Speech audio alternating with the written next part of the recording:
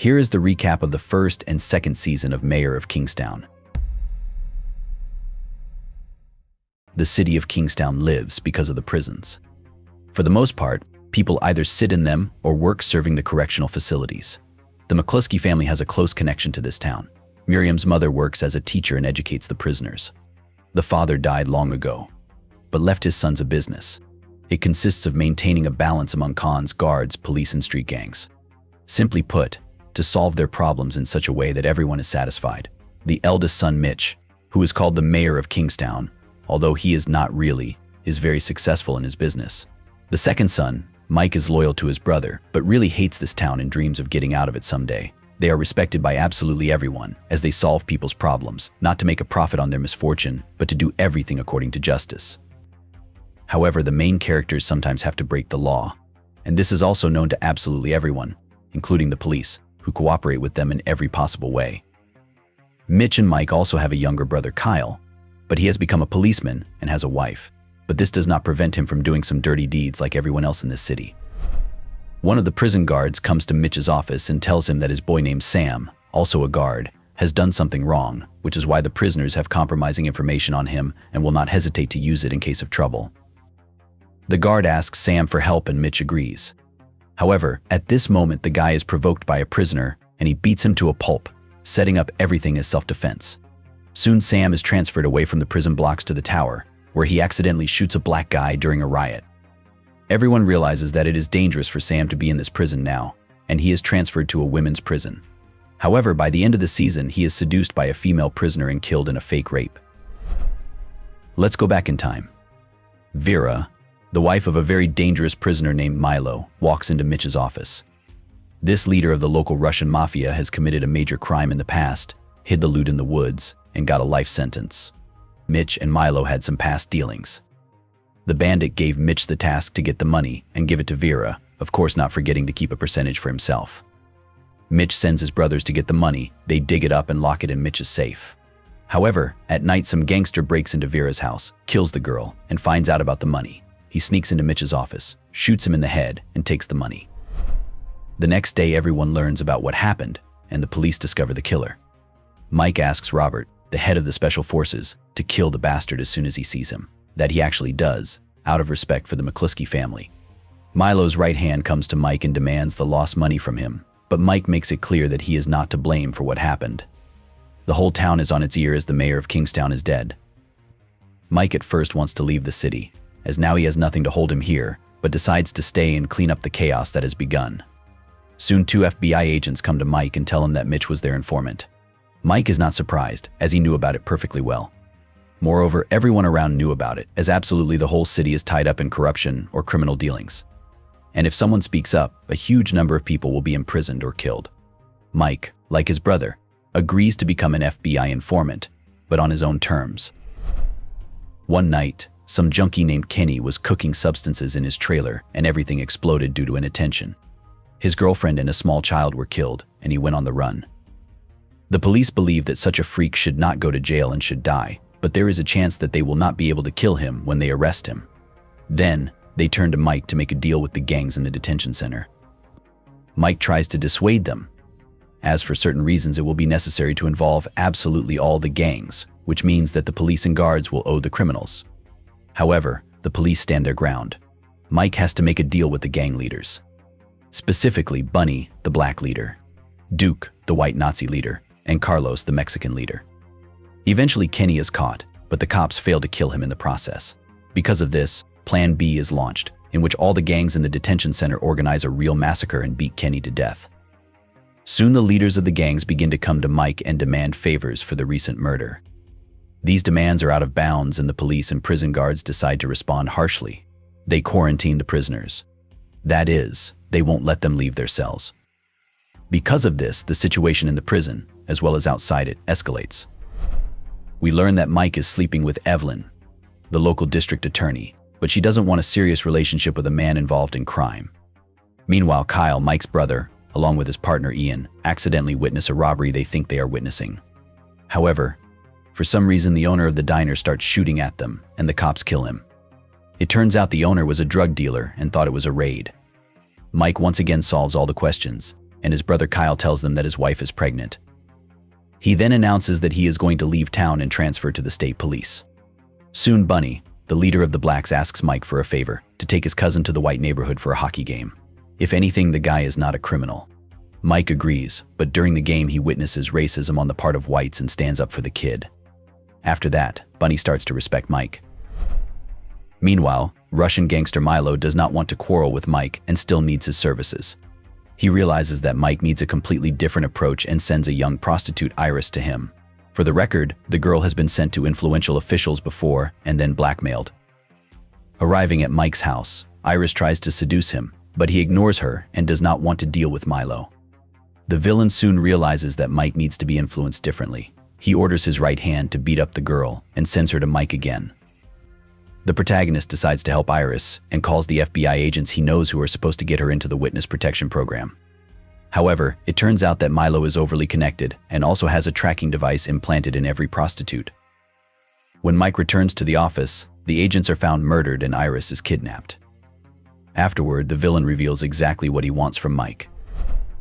It turns out that Mike simply needs to return to the place where he previously dug up Milo's money and dig up a certain iron box. And the bandit doesn't care if FBI agents arrive there together with him. Mike is perplexed and thinks it's some kind of setup.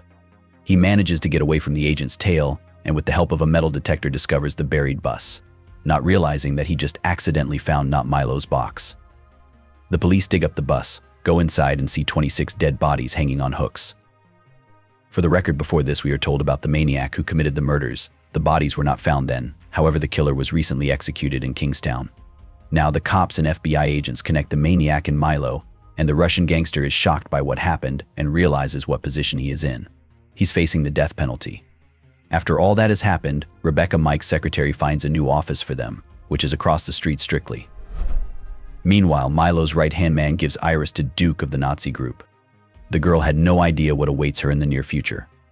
Soon Iris breaks down and begins to go nuts. After that, Duke sells her into slavery to another group as a broken doll. As luck would have it, the car in which Iris was being transported gets into a gang fight and the girl is sent to Bunny's hands. Having found out that she is an acquaintance of Mike, he informs him about it and he takes her to his place. Mike realizes where she's been all this time and goes to Duke. Then he kills him and all his henchmen. He cuts out Iris's tracking device and puts her in his house, which is in the woods, where there is no network coverage. Meanwhile, the prisoners are on hunger strike and the director decides to find out what they want. The director is unaware that the prisoners and the police had previously agreed to kill Kenny, after which the police broke their end of the deal. The leaders of the groups meet with the director and one of the criminals talks about the agreement. After that, the head of the prison removes the quarantine, thinking that this will settle the conflict. However, all the gangs collude and organize a rebellion. First, the criminals kill one of the guards and also send a message to finish off Sam in the women's prison, which I talked about at the beginning of the video. Then, one gang leader manages to get into the armory and distributes guns to the rest of the prisoners. Then they start killing the guards. Kyle's brother Mike and his partner Ian were in prison for work at that moment and found themselves in the center of the riot. Milo takes advantage of the situation to further fuel the aggression of the criminals and direct their rebellion. However, he himself is stealthily changing into a security uniform. Meanwhile, the whole city learns about what has happened. Mike arrives on the spot and acts as a negotiator, but the government does not want to go along with the criminals and sends the military. Everything gets out of control, and the soldiers start shooting the rebellious prisoners. However, Mike and his brother survive this hell. We also see that Milo manages to escape from prison. This is the end of the first season. Some time passes and Kingstown is still reeling from the recent events. The prison where the riot took place was closed and the remaining prisoners were put outside in the blazing sun. Due to the deaths of gang leaders who were in the prison, violence broke out. The chaos spreads to the streets of the city and war breaks out between the gangs. Police officers Ian and Stevie ask Mike to negotiate a truce, but it turns out that, until the prisons do not choose new leaders, the situation will not improve. Everything is aggravated by the fact that the prison guards have a grudge against the prisoners and do not let them live in peace. All because during the riot half of the prison staff were killed and the other half brutally beaten and raped. The temporary warden named Kareem decides to take revenge on his abusers and brutally beats them. This further adds fuel to the fire. Bunny informs Mike that local gangs are planning to start hunting the cops. The protagonist realizes that in this case, the military will enter the city and a real massacre will begin. So Mike asks to delay the massacre until he comes up with something. Mike goes to the district attorney Evelyn and wants to know if Milo's body has been found, since he is not among the surviving prisoners. Many bodies were burned in the fire and Evelyn isn't sure, but she hasn't seen anyone who looks like the Russian bandit. Mike realizes that Milo somehow managed to escape. He doesn't tell Iris about it, but contacts the FBI again to have them run the girl through the witness protection program. However, when Iris learns from the agents that Milo is most likely alive, she runs away from them. After some time, she finds the secret hideout of her former boss and asks to be taken back in. He agrees and sends her to a brothel, where she is re-implanted with a tracking chip and starts working there. Mike learns that Iris has escaped from the FBI, but can't find her. Meanwhile, Kyle, Mike's brother, transfers to the state police, but his current partner is too careless and ends up getting killed when they stop a random car. Kyle is suspended by his superiors and quits his job, after which he moves back to the Kingstown police station. There is another shootout in the streets of the city, and innocent people are caught in the crossfire. Mike realizes that there is no other way out and asks the leaders of the Kingstown gangs to meet to discuss a truce. He also makes an agreement with the police officers and the district attorney. The plan of the protagonist is to put the gang leaders in the very temporary prison, where they will have to restore order, and the guards will facilitate this. After which the prosecutor's office in the person of Evelyn will release the leaders. Of course, Mike didn't tell the gangsters about his plan beforehand, or they would have refused. Gang leaders get into a temporary prison, where they begin to establish their own order. And not without scuffles, one of the leaders decided to kill Bunny, but he managed to defeat his enemy. Soon Bunny meets Mike and reports that they have established order. Now it's time for the protagonist to fulfill his part of the deal. Bunny also notices that the government has begun to disperse prisoners to other prisons. The man is afraid that they can transfer him too, and starting from scratch in a new prison is dangerous and very long. So Bunny demands that Mike hurry up. However, when the protagonist comes to Evelyn, she says that the prosecutor is not going to let the gang leaders go free. Mike warns that if her boss does not come to his senses, it will once again unleash war on the streets of Kingstown. And when the Mike returns to the temporary prison, it turns out that all the prisoners have already been transferred. Mike tries to find out where all the gang leaders have been transferred to and asks loyal guard Carney to spy for him. They soon find them, but the new prison is run by the Aryan Brotherhood and they have a whole business selling illegal substances inside. Bunny is not happy that Mike still hasn't gotten him out of jail. The protagonist doesn't know what to do. He once again lies that he will take care of it. In the meantime, he can help with the problem of organizing business inside the correctional facility. Although Mike asks Bunny to keep his head down, the criminal starts to act behind the protagonist's back and kills the leader of the Mexican gang. One day, an ordinary construction worker accidentally digs up an iron box and takes it for himself. Inside he finds some ancient bonds. The man learns that by selling them, you can get very rich, so he tries to find out to whom they can be sold. Eventually he comes across Milo's men who owned the iron box. Joseph, his right hand, begins to torture the man to find out where he hid the securities. But the construction worker does not give up and in the end he is killed. At this time his wife realizes that something is wrong, so she takes the bonds to the police station. Officer Stevie immediately calls Mike and the main characters realize that they are dealing with Milo. Mike advises Stevie not to make a case and to hide the bonds so that even the other cops won't know about them. The next day, the construction worker's wife is also found dead, so Mike informs his friends that they need to remove the bonds from the police station, since Milo will not hesitate to attack the cops for such a huge amount of money. Warden Kareem learns that one of the prisoners he beat up at the beginning of the season is dying. If he dies and an autopsy is performed, an investigation will begin and perhaps everyone will find out that Kareem is responsible for the guy's death. Eventually the prisoner dies, but guard Carney says he'll cover for Kareem if necessary. We are also shown that Robert, who leads an elite SWAT team, is being prosecuted. It turns out that one of his coworkers thought that during the suppression of the riot, Robert acted excessively cruel and killed indiscriminately. Now the officer faces prison if he fails to persuade the snitch to withdraw his testimony. Ian decides to help his colleague. He takes away from prison the maniac on his own responsibility and goes home to the snitch. There Ian, with the help of the maniac, threatens the snitch and he agrees to withdraw his testimony. However, suddenly the psycho gets out of control and kills the snitch. Ian sets up the whole thing as a simple robbery and doesn't tell anyone about what happened. And the charges against Robert are eventually dropped. Mike meets Wendy Morris. The woman, roughly speaking, runs all the private prisons in Kingstown and the surrounding area. Her influence is enough to pressure the prosecutor into signing Bunny's release papers. Wendy doesn't see her own gain in this, so Mike says he'll owe her from now on. The protagonist goes to Bunny and tells him that he will be released soon. The man doesn't believe his words and says that the other gangs are starting to sink their teeth into Mike. Bunny also hints that he will help him move his release forward. That night, Bunny's men kill a prosecutor who didn't want to sign the release papers for the gang leaders. Mike is shocked by what happened and asks his friend Evelyn to sign the documents as soon as possible before anything happens to her. But the woman doesn't want to go along with the criminals and says she won't sign the documents. However, Wendy Morris somehow makes sure that Bunny is released.